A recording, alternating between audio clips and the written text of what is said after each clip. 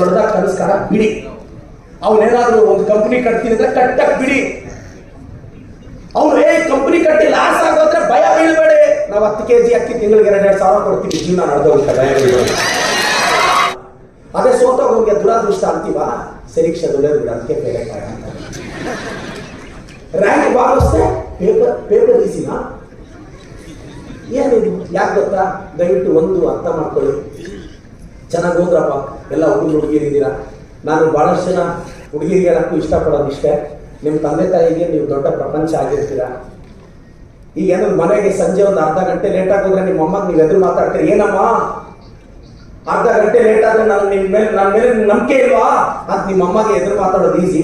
20 ವರ್ಷ ಆದ್ಮೇಲೆ ನಿನಗೆ ವಯಸ್ಸಿಗೆ ಬಂದಿರೋ ಮಗಳು ಹುಟ್ಟಿ ಅವಳು ಕಾಲೇಜಿಂದ ಬರೋದು 1 hour ಲೇಟ್ ಆದ್ರೆ ತಾಯಿಯ ದುಗುಡತೆ ಹೇಗಿರುತ್ತೆ ಅಂತ ನಿಮ್ಗೆ 20 ವರ್ಷ ಆದ್ಮೇಲೆ ಅರ್ಥ ಆಗುತ್ತೆ.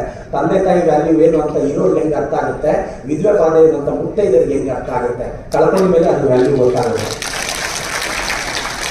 ಚೆನ್ನಾಗಿ ಓದ್ಬೇಕು. ಈ ಜನರೇಷನ್ ಪ್ರಾಬ್ಲಮ್ ಧೈರ್ಯದ ಕೊರತೆ. ಸಿಕ್ಕಾಪಟ್ಟೆ 10th 98% ತೆಗೆದು PUC 4 ಸಬ್ಜೆಕ್ಟ್ 100 ತೆಗೆದು ಜೀವನದಲ್ಲಿ ಮತ್ತೆ ಒಂದು 15-20 ಸಾವಿರಕ್ಕೆ ಕೆಲಸಕ್ಕೆ ಹೋಗೋ ಅನಿವಾರ್ಯತೆಯಲ್ಲಿ ನಾವು ಹೋಗ್ತೀವಿ ಅಂದ್ರೆ ಈ ಸಮಾಜಕ್ಕೆ ಇಂಡಿಯನ್ ಎಕಾನಮಿಗೆ ಬೇಕಾಗೋದು ಕೆಲಸ ಪಡೆಯೋದಲ್ಲ.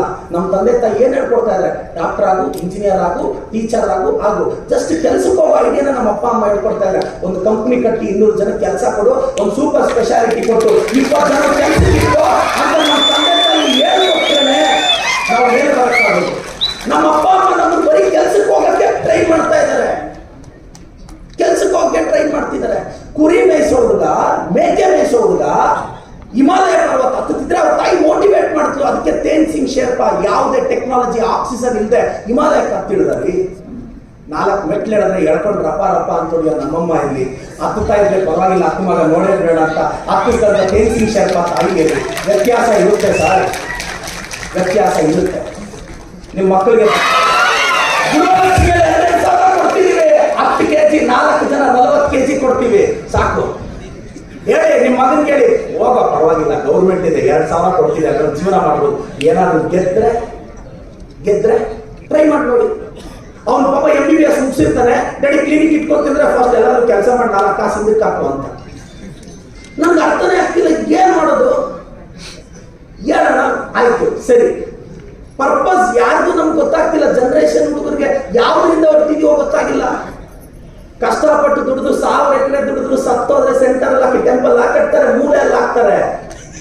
ಸೆಂಟರ್ ಹಾಕಿ ಟೆಂಪಲ್ ಕಟ್ಟಕ್ಕೆಲ್ಲ ಆಗಲ್ಲ, ರೇಟ್ ಕಡಿಮೆ ಆದ್ರೆ ಒದ್ದು ದಿಗಲೈತಿ.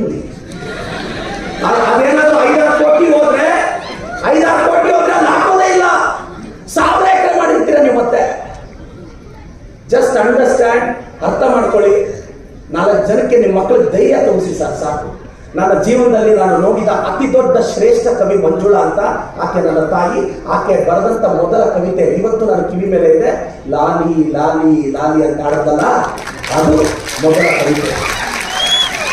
ಎಲ್ಲರಿಗೂ ಒಳ್ಳೆಯದಾಗಲಿ. ಊಟದ ಸಮಯ.